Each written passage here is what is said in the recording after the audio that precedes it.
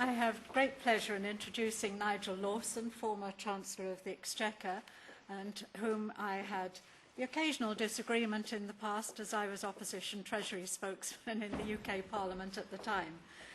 I would like to commend his book, A Cool Look at Global Warming, because that indeed is what it is, and a good point to have this in the afternoon.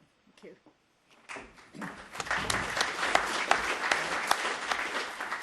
Thank you very much indeed, Una. The main title of the book, in case anybody has a few minutes to spare and might think of reading it, is An Appeal to Reason. And that is what I've been concerned about on this issue. Before I say anything, I think we should thank Alan Howard for having staged and got together this event. One of the things that's concerned me about the issue of global warming since I first got interested in it as a result of a conversation with David Henderson, who's here somewhere, some years ago now, is that there is so little real debate.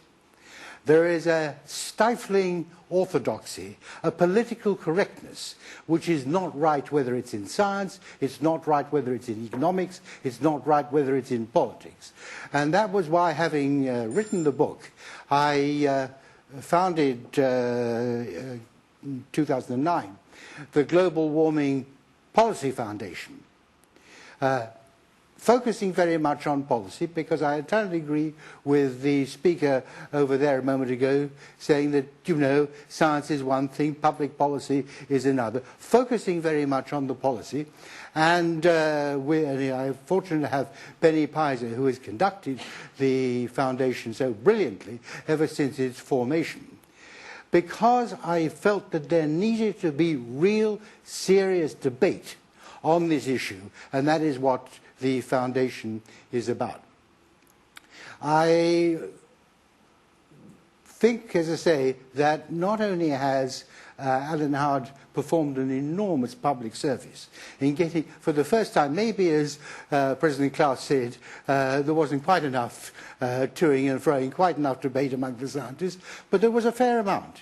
And that is healthy, that is good, and it has indicated, it has shown that there is in the science, and this is all I would say about science, but there is, and this is nothing disgraceful, no discredit to the scientists, but there is a great deal of uncertainty in the science. There's also certainty. I accept entirely that carbon dioxide emissions and concentrations in the atmosphere have grown greatly. I accept entirely. Of course, I don't think anybody, well, one or two, but that this is likely to have had a warming effect because other things being equal, in fact, it would have a warming effect, other things being equal. We can't be sure whether other things are equal, but certainly on its own, it would have a warming effect because it is a greenhouse gas. Whether greenhouse gas is the right term or not, it's the term that's always used. But there is huge uncertainties. Uncertainties as has emerged during the discussion we've had between the scientists today. Uncertainties about the climate sensitivity of carbon. Major uncertainty. Uncertainty about the effects of clouds. The science of clouds, which overlaps with the climate sensitivity of carbon, but they are separate issues all the same. Uncertainty, to follow from Professor Svensmark, uncertainty about the effects of cosmic rays. So there are a lot of uncertainties. But I don't want to, and I think it's healthy that that has been brought out, because there has been an attempt to suppress these uncertainties, which I regret. Whether it is, as Professor Merner said, because of having this monopoly of the IPCC as the only voice which is accepted by politicians, not by scientists. I think scientists are better at that. They realize that there are other views. But politicians have been led to believe that that is the only view. The IPCC views in the IPCC report, it's the only view that they need take any notice of. But as I say, I don't wish today to talk, and I agree incidentally, I don't need to talk for so long, because what President Klaus said on the economics and indeed on the politics is something which I wholeheartedly agree with and endorse, and there's no point in repeating that. But my background is in the field of public policy. I have, one way and another, been involved in the field of public policy, I suppose, ever since when I left the Navy 55 years ago and joined the Financial Times, concerned about writing about public policy. And indeed, I was the first energy correspondent in the late 50s that the Financial Times ever had. So I've been interested in public policy, and particularly public policy in an analogous and similar area for a very long time. And then, of course, later, as some of you may know, I became actually a practitioner. I wasn't merely an observer.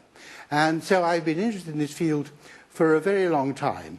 And I have to say that it concerns me greatly that the policies on which the world, in theory anyway, even if not in practice, is embarked, and in which this country in particular is committed to, is something I feel is hugely mistaken, hugely wrong, and hugely damaging. There is another uncertainty which again impacts on what your policy choice is. And that is the profound uncertainty. Let us suppose that over the years ahead, and I have to confess between these four walls to total ignorance, I do not know what the temperature of the planet is going to be in 100 years' time.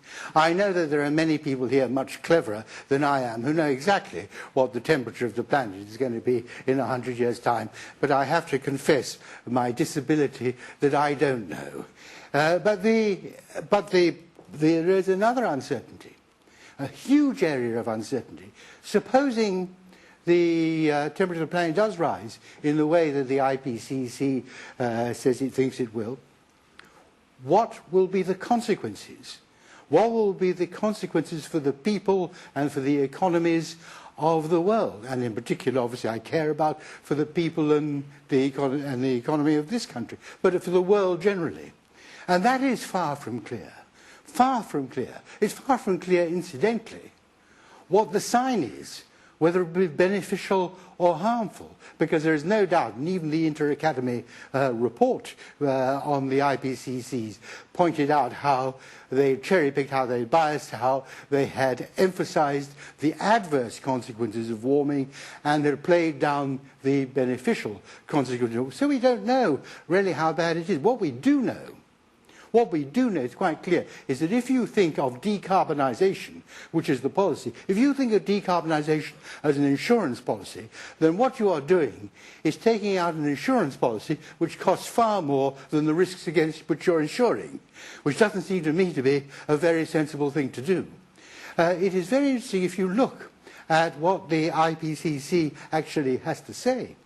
Not in the summary for policymakers, which is not written by scientists or anybody except sort of apparatchiks who are trying to put forward a particular propaganda line. If you actually read the reports of the IPCC, you see, for example, on the health field, the only health consequence of this is of the warming that they predict, which I suspect may be exaggerated, but I wouldn't know. The health consequences, the only one they considered to be virtually certain, is fewer deaths from cold-related illnesses. That is the only one, and that's there in the report. You don't hear that, but that is. If you're thinking of food, they say that the global food production will be enhanced, certainly up to 3 degrees Celsius higher than the temperature today.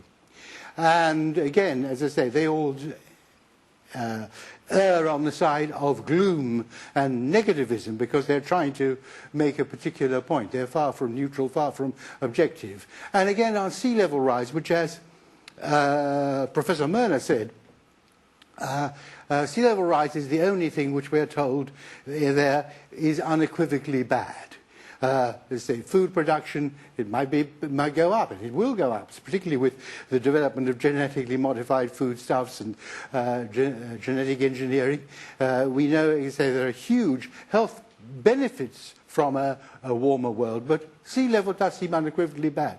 But even if you don't accept Professor Murner's powerful argument that there has been no sea level rise.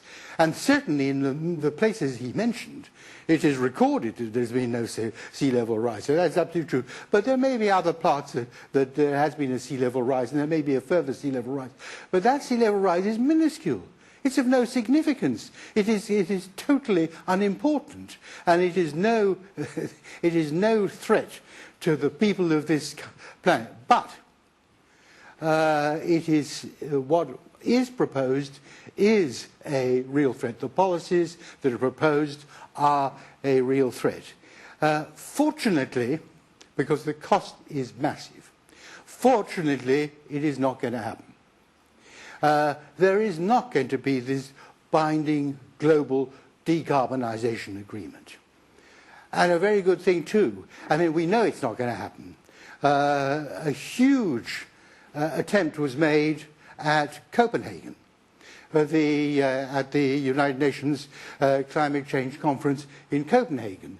And here you had at Copenhagen the most favourable consequences, the most favourable setup that you were likely to have, because you had in Copenhagen a new American president, President Obama, had come in committed to a new policy different from George W. Bush's of decarbonisation, with, at that time, a large Democratic majority, a large majority of his own party in the lower house and a large majority of his own party in the Senate.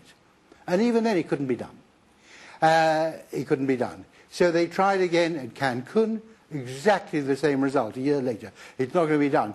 Sir David King, who some of you may know, former chief economic advisor, the person, chief scientific advisor, thank you, the person who sold this whole crazy policy to Tony Blair, he said, Cancun is the last chance saloon. Well, where is he now? Where are we now? Indeed, about Sir David King, let me say one other thing. I agree that politicians and economists should not pronounce on the science. But it is a grave mistake for scientists to be left with the task of formulating policy, as indeed the gentleman over there agreed. And they're doing far too much of that. Scientists say, and scientists say, you know, carbon dioxide is a problem, therefore you must decarbonize your economy and you must get a global agreement. That is nonsense, and economists and politicians have to take responsibility for formulating the policies that had to be formulated, as indeed I tried to do in my own way when I was Secretary of State for Energy 30 years ago. I listened very carefully to the best scientific advice I could get. But at the end of the day, the responsibility for formulating policy was mine, and I accepted that responsibility.